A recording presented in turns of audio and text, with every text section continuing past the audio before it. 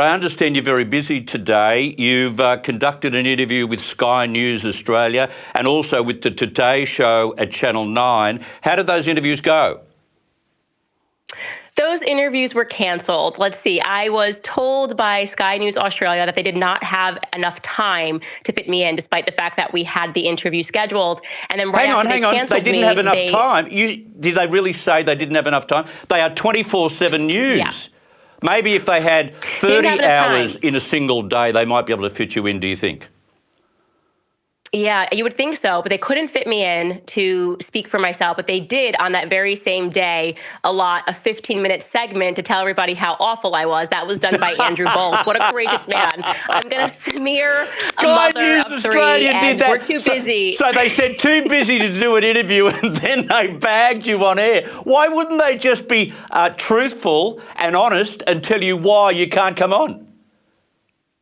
Well, because that would require some integrity, some honesty. And of course, they knew when you know the stuff that you are saying is just plain lies, the best thing to do is just not allow the person to have a platform to dispute them. And since they were taking things out of context to make me sound like a monster, they needed to not have me there to actually be myself, who was very far from a monster and far from hateful, because that would have just disrupted their narrative. And you don't want to get in the way of a good time. So I was not allowed to come on.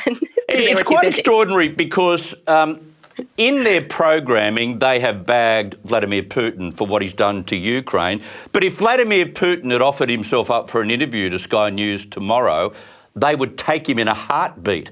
But you are worse than Vladimir Putin.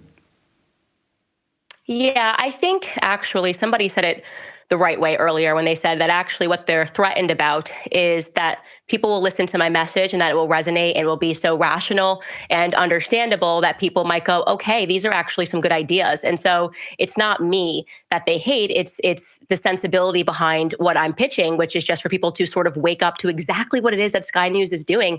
And I hate that this was also the Today Show. They did the exact same thing. They canceled me. And then they went on to have a 15-minute panel discussion about how awful I was.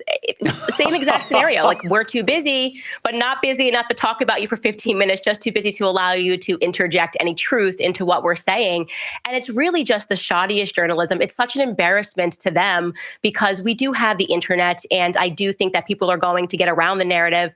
But I do want to say this also. What really bothers me about it is that for now 6 years, these are the same platforms that applauded me, who commended me, who talked about how strong I was when I went after my own community rightfully, when Black Lives Matter was out of control, how they were using racism and the smear of racism to allow people to commit crimes. I mean, you had people that were quite literally running into Macy's and stealing a bunch of stuff and then saying, oh, but George Floyd died. And I said, this is not okay. You don't get to use the smear of racism to allow bad behavior. And now they've become spokespeople, mockingbirds, as you say, for the government after going through that period. It's not just happening in the United States, it's happening right here, and these are the same people who are mocking you. Yes, and it's been a reckoning for me because, to be honest, I had a lot of respect for Sky News. I mean, I didn't know much about them, but I just thought, okay, this is a publication. They lean more conservatively. Obviously, they at least, at a bare minimum, believe in enough speech to allow me to defend myself against the accusations. And seeing the treatment of me this week, I now understand that, no, you are a part of the exact same media apparatus. You know, this is all just a show. It's like, we're going to pretend we're on the left, we're going to pretend we're on the right, but we're all on the same team, and we work for the state. And when the state sends its marching orders, we follow it. So truly, like, I really just want to say shame on Andrew Bolt, because one of the topics that I cover the most is masculinity, right? What it actually means to be a man, the disappearance of traditional masculinity. You know, coming from a society, my grandfather raised me, where you had men who worked with their hands and understood that their purpose was to defend the family and to keep the family unit together. And now we have people in suits like Andrew Bolt who are smearing and libeling a mother of three, every instinct being violated. As a man, when you see a woman, you should be thinking, I want to help her. And he's doing that because he wants to serve the state. That's pathetic. Shame on you, Andrew Bolt. Seriously, shame on you as a man.